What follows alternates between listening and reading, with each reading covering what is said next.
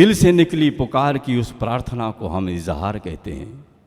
गुरु शिष्य के संबंध वाले बंधन को, बंधन शब्द बहुत महत्वपूर्ण है। गुरुदेव के साथ हमारा जन्म जन्मांतरों का बंधन है। गुरु शिष्य के संबंध वाले बंधन को हम इकरार कहते हैं। पूज्य गुरुदेव ने अपने करोड़ों शिष्यों को केवल दिया ही दिया है। उस अनमोल खजाने को हम केवल प्यार कहते हैं। भाइयों और बहनों, ये परिवार प्यार का परिवार है। प्यार के वो शब्द दे करके गुरुदेव ने इस मिशन को बनाया है। अपने कंधे की चादर को नीचे बिछा करके अपने भक्तों को, अपने शिष्यों को, अपने बेटे बेटियों को वो प्यार दिया है। उस प्यार के आधार पर ये मिशन खड़ा है। ये आज गुरु पूर्णिमा का पावन पर्व है। इसके पहले बुद्ध पूर्णिमा गई और आने वाला पर्व जो है ये रक्षाबंधन का पर्व है। बंधन, हम बंधे हुए हैं, गुरुदेव की उस प्यार की डोर में बंधे हुए हैं। सभी भाई बहन जो अपने भाइयों और बहनों को छोड़ करके शांति कुंज में बसते हैं, जो शांति कुंज के अंतेवासी है, रक्षाबंधन पर्व पर सारी बहनें अपने भाई को, श्रद्धेय डॉक्टर साहब को राखी बांधने आती है। सारे भाई श्रद्धेय जीजी से राखी बंधवाने आते हैं। वो कलावा का बंधन उनके हाथ से हम लेते हैं। केवल राखी का वो बंधन, राखी का वो धागा ही सब कुछ है, या उसके पीछे क्या है, उसका महत्व क्या है? श्रद्धेय जीजी के पास हम आते हैं हमारे दुख दर्द लेकर के। जीजी की एक मुस्कान से हमारे वो दर्द ठीक हो जाते हैं। आज उस जीजी के हृदय को आप अगर देखें, एक आहत है, एक पीड़ा से द्रवित है। उनकी वेदना को क्या कभी हमने समझा है?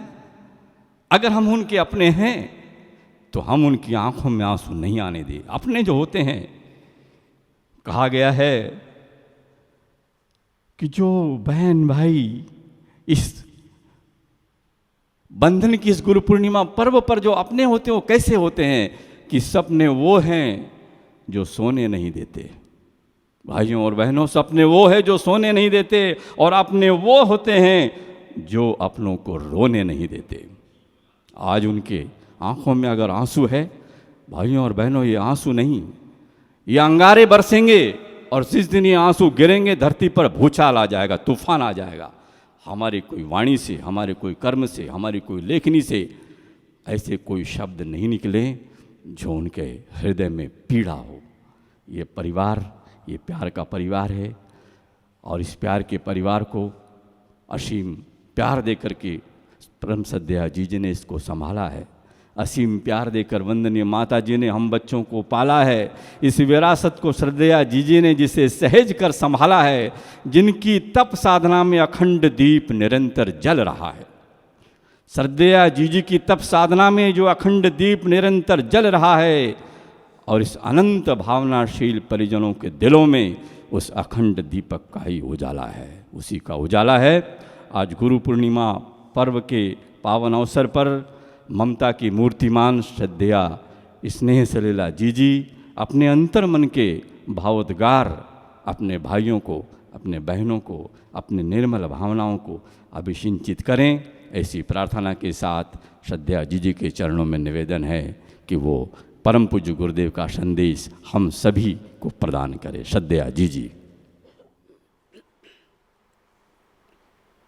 गायत्री मंत्र हमारे साथ साथ। ओम भूर्भुवः स्वः तत्सवितुर्वरेण्यं भर्गो देवस्य धीमहि धियो यो नः प्रचोदयात्।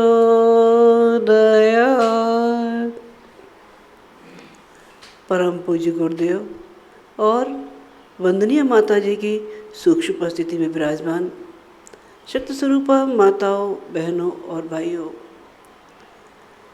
आज गुरु पूर्णिमा का पावन पर्व आत्म अनुशासन, श्रद्धा के आरोहण का, श्रद्धा के निरूपण का एक ऐसा पर्व जो आदमी के अंतर का जीवन का कायाकल्प कर देता है। जो लोग यहाँ आते रहे होंगे उन लोगों के मन में आज अलग सी हिलोरें होंगी। आज भले ही शरीर से ना आ पाए हों, लेकिन मन उनका गुरुदेव के चरणों में ही होगा। एक बालक मोनू नाम का 6 साल का बालक था। उसकी छोटी उम्र में ही उसके पिता का देहावसान हो गया। माँ ने जैसे तैसे मेहनत कर करा के बच्चों का लालन पालन करने लगी। 2 वक्त की रोटी भी बड़ी मुश्किल से मिलती थी। मेहनत मजूरी करके अपने बच्चों के साथ रह रही थी। एक दिन मोनू कहीं घूमते घूमते निकले। उन्होंने देखा कि उनकी बहन जो छोटी 4 साल की थी वो पीछे नहीं आ रही है। उन्होंने पीछे मुड़ के देखा बहन जो थी वो एक खिलौने की दुकान पर खड़ी हुई थी। वो दौड़ के आए। मोनू ने पूछा, गुड़िया कुछ चाहिए क्या, यहाँ क्यों खड़ी है? वो मुस्कुराई और कहने लगी, भैया मुझे वो गुड़िया चाहिए। भाई ने बहन की आंख में चमक देखी कि बहन गुड़िया मांग रही है। उन्होंने दुकानदार से पूछा कि ये गुड़िया कितने की है। दुकानदार समझ गया कि शायद ये पैसे दे सकने की स्थिति में नहीं होंगे। जब तक दुकानदार कुछ कहे तब तक उनका नौकर बोल उठा कि ये गुड़िया 50 रुपये की है। 50 रुपये सुनना था कि भाई का चेहरा उतर गया। उन्होंने कहा, इतने पैसे तो है नहीं। वो गुड़िया छोड़ के जाने लगे। तब तो दुकानदार कहने लगा, बच्चे लोगों रुक जाओ, तुम्हारे पास क्या है, तुम क्या दे सकते हो? उन्होंने कहा, हमारे पास पैसे तो नहीं है, लेकिन अभी हमने समुद्र के किनारे से कुछ सीपियाँ भी नहीं है। उन्होंने कहा, अच्छा लाओ। सीपियाँ उन्होंने ली। उनकी झोली में जितनी भी सीपियाँ आई थी उन्होंने सब दुकानदार के आगे रख दी। और वो एक एक करके दुकानदार सीपियों को ऐसे गिनने लगा जैसे कोई पैसे गिन रहा हो। जब गिनती पूरी हुई तो उन्हें सिर उठा के देखा तो मोनू फिर घबराया। ये कहने लगा कि क्या कुछ पैसे कम हैं क्या? उन्होंने कहा, नहीं पैसे तो ये तो उससे बहुत ज़्यादा हैं। उनने उसमें से केवल 4 सीपियाँ रखी और वो गुड़िया उन बच्चों को दे दी। बच्चे हंसते खेलते कूदते फांदते वहाँ से चले गए। नौकर कहने लगा, उसने पूछी मालिक से, मालिक इतनी महंगी गुड़िया आपने केवल 4 सीपियों में दे दी? मालिक कहने लगा कि हमारे लिए और तुम्हारे लिए हो सकता है ये केवल सीपियाँ हों, लेकिन इन बच्चों की निगाह से देखो ये कितनी कीमती हैं। इन्होंने कितने मेहनत से, कितनी आशाओं से ये सीपियाँ इकट्ठी की है। हर चीज़ पैसे से नहीं तोली जा सकती। हर चीज़ की कीमत पैसा नहीं होता। ये बच्चे जब कभी बड़े होंगे, मोनू जब बड़ा होगा तो ये सोचेगा कि मैंने अपनी बहन की खुशी के लिए एक गुड़िया दी थी। और जब वो गुड़िया याद करेगा तो उस समय ये ज़रूर याद करेगा कि एक दुकानदार ऐसा था जिसने 4 सीपियों के बदले में 50 रुपये वाली गुड़िया दे दी थी।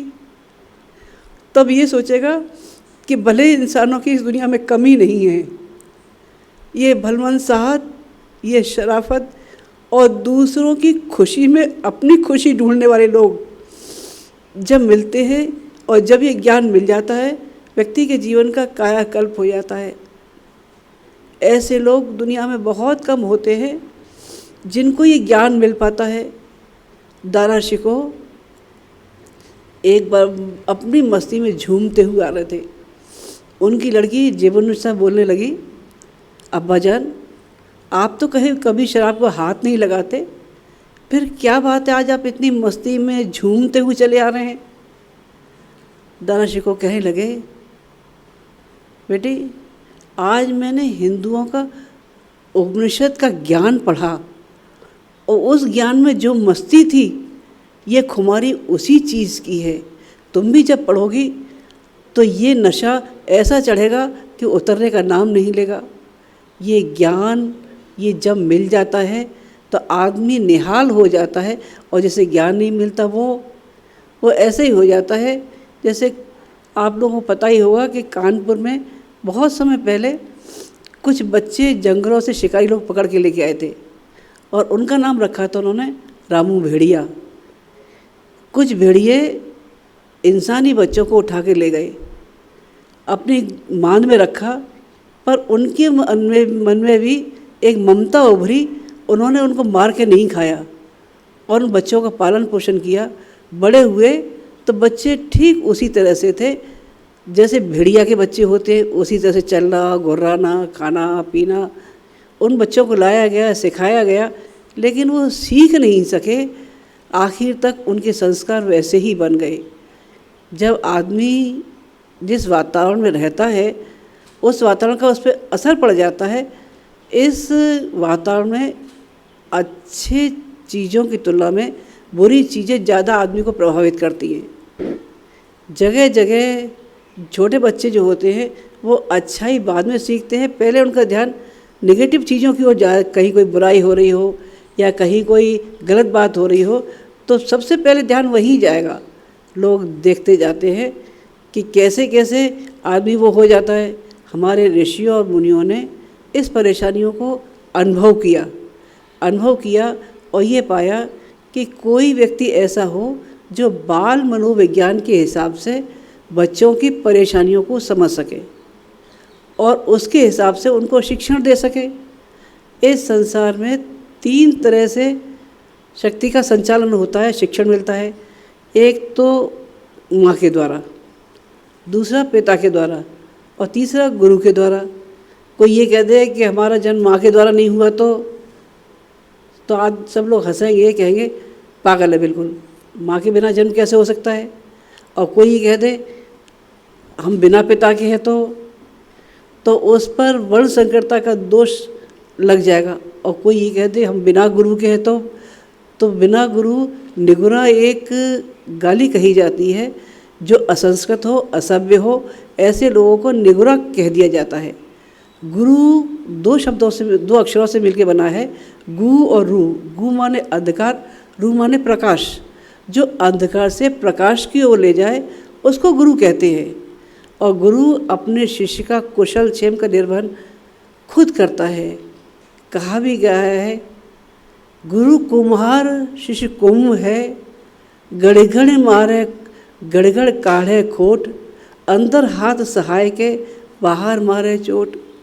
गुरु वो चीज़ है जो भी शिष्य उसका साथ में आता है उसके हर दोष, हर दुर्गुण को निकालता है, अंदर प्यार का हाथ लगाता है और बाहर से ठोंकता पीटता रहता है कहीं कोई दुर्गुण तो नहीं। उसके दोषों का, उसके दुर्गुणों का निकास करके उसको संपूर्ण विकास देना, ये गुरु का काम है। ऋषि अश्वलायन जो थे उनको अपने एक बात पे बड़ा गुमान था कि उनके बनाए हुए शिष्य सब ऊंची ऊंची पोस्टों पे थे। कोई मंत्री था, कोई सेनापति था, कोई कुछ था। तभी शिष्यों ने ये कहा, गुरुदेव आपके बाकी शिष्य तो सब ऊंचे ऊंचे स्थानों पर हैं, लेकिन एक शिष्य ऐसा है देवव्रत जो दस्यु हो गया है। दस्यु माने डकैत हो गया है और उसका काम केवल लोगों को मारना, पीटना, काटना, लूटना, पाटना, बस यही काम बचा है। ऋषि अश्वलायन को बहुत दुख हुआ। उन्होंने कहा शिष्य को रास्ते पर लाना चाहिए। उन्होंने कहा कहाँ रहता है। उन्हें रास्ता तो बता दिया लेकिन मना किया कि गुरुदेव आप न जाएं, आपको दुख होगा। बोले नहीं, मैं जाऊंगा ज़रूर। ऋषि अश्वलायन चल दिए और जाके जब पहुँचे तो रात अंधेरी थी, बारिश हो रही थी, बिजली भी कड़क रही थी। सामने एक व्यक्ति था हाथ में तलवार लिए। उसने वहाँ से सावधान किया, राहगीर सावधान हो जाओ नहीं तो ये तलवार तुम पर वार कर देगी। राहगीर कुछ नहीं बोले, आगे बढ़ते रहे। दोबारा फिर चेतावनी दी कि आप आगे न बढ़ें, ये तलवार आपको छोड़ेगी नहीं। तब भी वो कुछ नहीं बोले। तीसरी बार जब आगे बढ़े तो देवव्रत की तलवार जो थी वो सीधी उस राहगीर के माथे को चीरती हुई निकल गई। जब चीख की आवाज़ गूंजी और बिजली की रोशनी कड़की तो देवव्रत हैरान थे और कोई नहीं, उनके गुरु अश्वालयन थे। उन्हें गुरुदेव मुझे बुला लिया होता। गुरुदेव कहने लगे, बेटा मेरे ही शिक्षण में कहीं कोई कमी रही होगी जिसकी वजह से आज तुम्हारा ये स्वरूप देखने को मिल रहा है। उस दिन से देवव्रत ने अपना काम छोड़ कर, और ये कहते हैं कि उसने अपना विकास इस ढंग से किया कि ऋषि अश्वायन के वो मुख्य हाथ बने और बाद में आश्रम व्यवस्था पूरी संभालने लगे। ये आज का दिन व्यास पूर्णिमा का दिन भी है। व्यास उसको कहा जाता है जो स्वयं सचरित्र हो, अपनी वाणी, अपनी लेखनी और अपने आचरण के द्वारा जो लोगों की दिशा धारा बदलने की सामर्थ्य रखता हो, ऐसे व्यक्ति को व्यास कह दिया जाता है। और ये भी कहा जाता है कि जब वेद लोगों को समझ में नहीं आए तो व्यास जी ने पुराण रूप में उनको लिखा, भागवत और महाभारत रूप में उसको लोगों को पेश किया कहानी रूप में, और सरल भाषा में उनको समझाने की चेष्टा की। आज का दिन ये कहा जाता है कि गुरु और शिष्य जब मिलते हैं अपनी अपनी सामर्थ्य के हिसाब से, गुरु अपनी सामर्थ्य और शिष्य अपनी श्रद्धा के हिसाब से जब मिलते हैं तो चमत्कारी परिणाम लेके आते हैं। अगर गुरु में सामर्थ्य नहीं है तो, और शिष्य श्रद्धा विहीन है तो बात बनती नहीं। शिष्य के अंदर श्रद्धा है तो पत्थर में भगवान को खोल देते हैं और मिट्टी में गुरु को मिल जाते हैं। गुरु द्रोणाचार्य, मीरा, ये सब इसी बात के साक्षी हैं कि इन्होंने अपनी अपनी श्रद्धा से अपनी अपनी बातों को, अपनी व्यक्तित्व का विकास ऊपर तक करते हुए चले गए। ये एक बार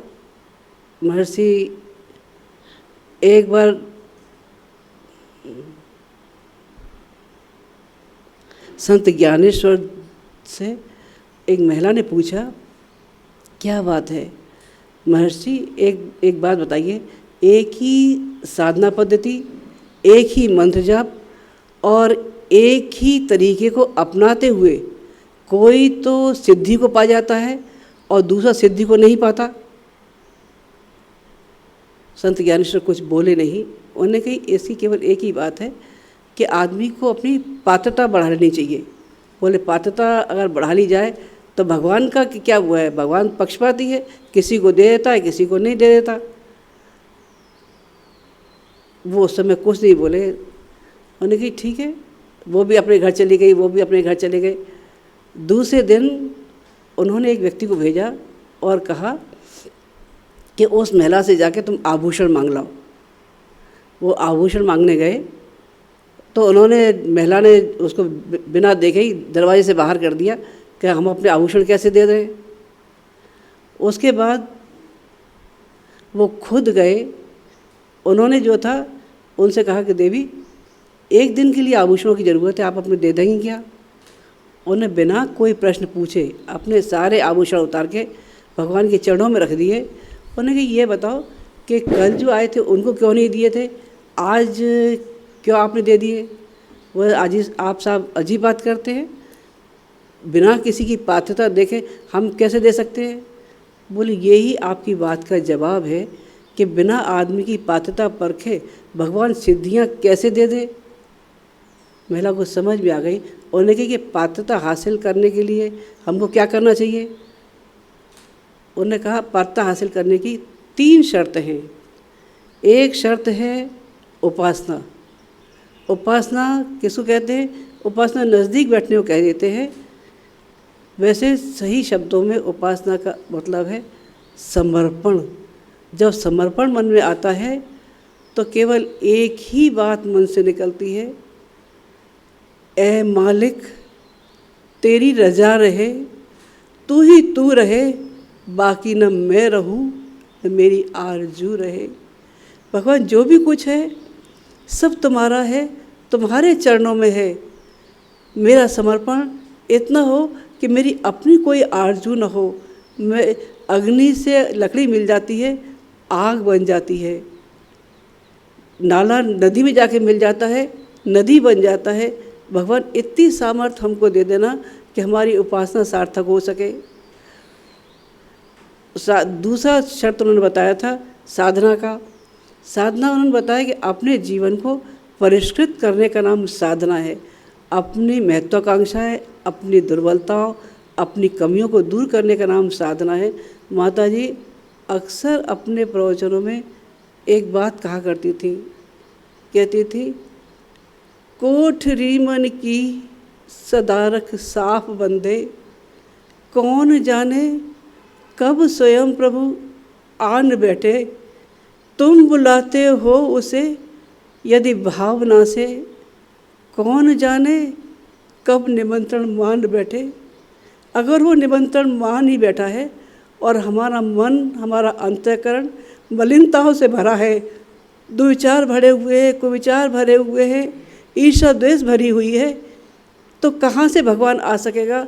बाहर से हम चाहे कितनी बड़ी बड़ी बातें कर लें, लेकिन मन जब तक साफ नहीं है भगवान आ सकेगा? भगवान आ नहीं सकेगा। तीसरा उन्होंने बताया आराधना का। अपने प्रतिभा, अपना श्रम, अपना समय, सब कुछ लोक मंगल के लिए लगा देने का नाम आराधना है। जो व्यक्ति समाज के लिए समर्पित हो जाते हैं उनका नाम बड़े बड़े उसमें हो जाता है। आप लोगों को मालूम है, समुद्र मंथन जब हो रहा था तो हलाहल निकला। जब हलाहल निकला तो लोग भागने लगे इधर से, सारे देवता, हलाहल कौन ले। लेकिन उसी समय शंकर भगवान उस हलाहल को पीने निकले। कहते हैं जो लोक मंगल के लिए नियोजित हो जाते हैं उनके नाम के आगे महाशब्द जुड़ जाता है। उन देव के आगे भी महादेव जुड़ गया और उन्होंने लोक मंगल के लिए हलाहल पिया। ये कहते हैं हलाहल पी के अपने गले में रोकने वाले उस महादेव की जय जयकार तो दुनिया ने की, महादेव की जय। लेकिन उनकी पीड़ा को कोई समझ सका? उनकी पीड़ा को कोई समझ न सका। एक महादेव वो थे जिन्होंने समुद्र मंथन के समय हलाहल पिया। वो महादेव कैसे रहे पता नहीं, लेकिन एक महादेव और एक भवानी को देखा है जिन्होंने लोक मंगल के रास्ते पर हमेशा अपमान का विष, मान की अपेक्षा, ये सब सहते चले गए। लेकिन बदले में बांटा तो केवल प्यार ही प्यार बांटा। यहाँ जितने भी लोग हैं, एक बात किसी से भी पूछी जाए, पुराने हो चाहे नए हो, कि गुरुदेव माता जी की कौन सी ऐसी चीज़ थी जिस पर आप लोगों को यहाँ आने पर विवश कर दिया गया, तो सबके मुंह से एक ही बात निकलेगी, गुरुदेव माता जी का वो प्यार भरा संरक्षण, वो प्यार का अटूट सागर जिसने हमें हर पल प्यार दिया। उन्होंने ये ही नहीं कहा कि ये हमारे शिष्य हैं। शिष्य कहने वाले तो बहुत गुरु मिल जाते हैं, लेकिन उन्होंने अपने बच्चों को अपने अंग अवयव कहा। अंग अवयव वो जो शरीर के हिस्से होते हैं, वो होते हैं, कांटा अगर पैर में लगता है तो पीड़ा हृदय में होती है और आंसू आँख से निकलते हैं। वो पीड़ा गुरुदेव माता जी ने सहन की अपने बच्चों को ऊंचा उठाने के लिए, प्यार देने के लिए। आज के इस पावन पर्व पर हम उन जैसे बन सके जो गुरुदेव माता जी ने प्यार दिया है। एक कहानी याद आती है। एक माँ ने अपना बच्चा पाल पोस के बड़ा करना शुरू किया। पिता तो थे नहीं। माँ ने जैसे तैसे बच्चे को स्कूल भेजना शुरू किया। किसी उसमें माँ की एक आंख चली गई। बच्चा स्कूल जाता रहा। जो छोटा था तब तो कोई बात नहीं, माँ से लिपटता था। लेकिन जब बड़ा हुआ, दोस्तों ने चिढ़ाना शुरू किया, ये कहना शुरू किया, इसकी माँ तो कानी है, ये कानी का बेटा है। बच्चे को बुरा लगने लगा। बच्चे ने कह दिया, माँ तो मेरे स्कूल में बताया करो, मुझे बहुत बुरा लगता है, सब मुझे चिढ़ाते हैं। माँ ने कहा, अच्छा बेटा, मैं कल से तेरे स्कूल नहीं आऊँगी। माँ स्कूल नहीं गई, पढ़ाती रही बच्चे को, कर्जा ले लेके। बच्चा पढ़ गया, लिख गया। फिर एक दिन विदेश चला गया। बच्चे को माँ से नफरत होने लग गई, ये सोच सोच के कि उसकी माँ कानी है, एक आँख नहीं है। विदेश जाके बच्चे ने शादी कर ली, बच्चे हो गए, माँ यहीं भारत में और बच्चा विदेश में। माँ से रहा नहीं गया। उसने सोचा कि एक बार मैं अपने बच्चे से मिल तो आऊँ, फिर ज़िंदगी का कोई भरोसा नहीं। माँ ने अपना मकान बेचा और विदेश चली गई। विदेश गई, उसको दरवाजे पे खड़ा देख के ही बेटे ने दरवाज़ा बंद कर लिया। फिर कह दी, माँ तुमसे मना किया था, तुम क्यों आई? तुम जानती हो मैं तुमसे कितनी नफरत करता हूँ। माँ ने कुछ नहीं कहा, चुपचाप वहाँ से वापस उल्टे पाँव चली आई। भारत आके अपना रहने लगी जैसा भी था, लेकिन बच्चे के मन में एक ग्लानि थी, एक आत्महीनता थी कि उसने जो भी कुछ किया माँ के साथ अच्छा नहीं किया। बहुत दिन हो गए। उसके बाद वो एक बार भारत आया तो उसने सोचा चलो माँ से मिलता चलूँ। गया देखने, लोगों ने कहा अब कहाँ देखने आए हो, मकान तो वो बेच के गई थी, मकान तो है नहीं, अब वो भी दुनिया में नहीं है। हाँ, एक चिट्ठी ज़रूर छोड़ गई है, चिट्ठी चाहो तो पढ़ लो। उस पड़ोसी ने चिट्ठी निकाल के दी। चिट्ठी में लिखा था, बेटा मैं जानती हूँ तू मुझसे बहुत नफरत करता है, लेकिन मैं तुझसे उतना ही प्यार करती हूँ जितना एक माँ करती है। क्या ये तू जानना चाहेगा कि मेरी आँख कैसे गई? तूने कहीं पूछा नहीं और मैंने कहीं बताया नहीं। जब तू छोटा था तो किसी चोट की वजह से तेरी एक आँख चली गई। डॉक्टर ने कहा अगर किसी की आँख मिल सकती है तो इसकी सारी ज़िंदगी भर रोशनी बनी रहेगी। मैंने तुरंत अपनी एक आँख तुम्हारे लगवा दी। मेरा बस चलता तो मैं दूसरी आँख भी लगवा देती। तुम अगर तुम्हारे मन से अगर शिकायत दूर हो जाए, मैंने अपना कोई एहसान जताने के लिए तुम्हें नहीं बताया, पर तुम्हारे मन से नफरत निकालने के लिए ज़रूर कहा। हमने गुरुदेव माता जी का बहुत प्यार पाया है, उन्होंने हर पल दिया है। कहीं ऐसा ना हो वक्त गुजर जाए और हम पछताते रह जाएं कि हमारे माता पिता ऐसे थे जिन्होंने अपना सर्वस्व दान दिया। एक कहानी एक पेड़ की थी। एक पेड़ एक दंपत्ति ने अपने बच्चे के जन्मदिन पे लगाया। बच्चा बड़ा होता रहा, पेड़ भी बड़ा होता रहा। बच्चे में और पेड़ में बहुत दोस्ती थी, दोनों खूब हिलते मिलते। वो स्कूल से आता पेड़ से ही लिपटता खेलता। धीरे धीरे बड़ा होने लगा, पेड़ भी बड़ा होने लग गया, उससे फल आने लगे। थोड़े दिन बाद बच्चे की नौकरी लग गई, वहाँ से उसका आना जाना कम हुआ। एक दिन पेड़ ने पूछा, भाई मेरे, साथी मेरे, तू तो मेरा अपना था, इतने दिन तूने कहाँ लगाए? वो बच्चा पेड़ के नीचे बैठा कहने लगा, क्या करूं, माता पिता तो अब है नहीं, कर्ज से दबा हूँ, पैसे की तंगी है, परिवार है, बच्चे हैं, कहाँ से पैसा लाऊं? पेड़ कहने लगा, बस इतनी सी बात। पेड़ ने अपनी शाखाएं सब हिला दी, जितने फल थे सब टपाटप गिर पड़े। उन्हें कही, तुम ये सारे फल ले जाओ, ये सारे फल तुम्हारे अपने हैं। उसने सारे फल उठाए और फल लेके बेचा और पैसे अपने पास रख लिए। उसके बाद फिर बहुत दिन नहीं आया। फिर एक बार आया तो उसने फिर पूछी, अब क्या हुआ, इतने दिन क्यों लगाए? बोले, जब तक तुम्हारे फल काम में आते रहे तब तक गुजारा चलता रहा, लेकिन अब फिर मुश्किल में हूँ। इसके बाद पेड़ ने अपनी पत्तियाँ सब गिरा दी। पत्तियाँ गिराने के बाद बोला, मेरे साथी, मेरे होते हुए क्यों चिंता कर रहे हो? जब तक मैं हूँ मैं बराबर तुम्हारी मदद करूँगा। उन्हें सारी पत्तियाँ भी उसको दे दी। वो पत्तियाँ ले गया, जड़ी बूटी वालों को बेच दी, वहाँ से खूब पैसा मिला। फिर इकट्ठा हो गया। फिर काफ़ी दिन बाद फिर आया, फिर उसका वही शिकायत, मेरे पास पैसा नहीं है, ये नहीं है, वो नहीं है। पेड़ कहने लगा, तू तो मेरा साथी है बचपन का, मैंने ज़िंदगी भर दिया है, आज भी तुझे ना नहीं कहूँगा।